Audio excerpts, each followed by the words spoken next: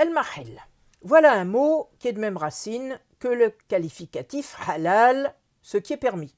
Quel est donc le sens de ce mot dans le Coran?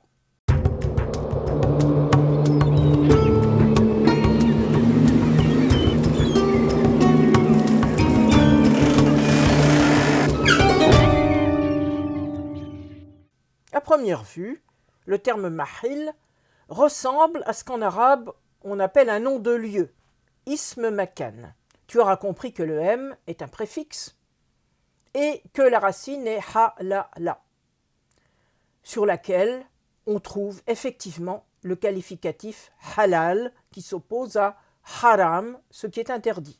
Mais en fait, la racine renvoie d'abord au verbe halla, dont l'un des sens est celui de faire halte quelque part, ce qui renvoie à l'étape mahal.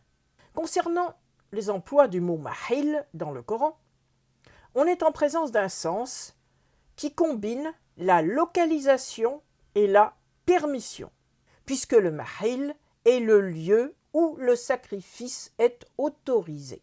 Tu auras compris que ce mot est donc à mettre en relation avec le pèlerinage.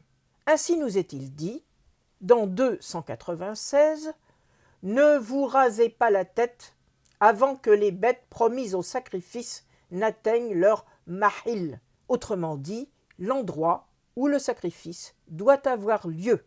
Tu t'imagines peut-être qu'on est là en présence d'une allusion au grand sacrifice qui clôt le pèlerinage actuel qui a lieu dans la vallée de Mina, en dehors du périmètre de la cité mécoise proprement dit. Eh bien, dans le Coran, ce n'est pas du tout le cas. Deux passages nous indiquent clairement que le sacrifice avait lieu à proximité immédiate de la Kaaba.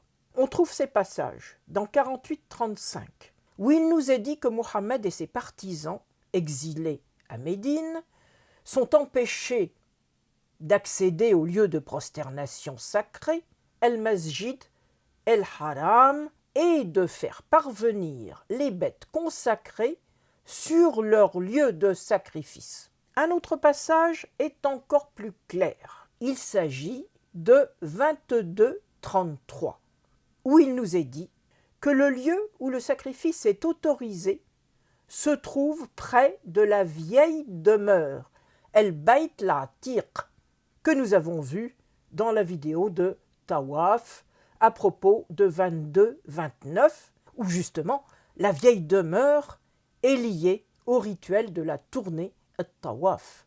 Il s'agit donc bien de la Kaaba. En dehors du Coran proprement dit, la tradition musulmane du 8e siècle nous indique la chose suivante.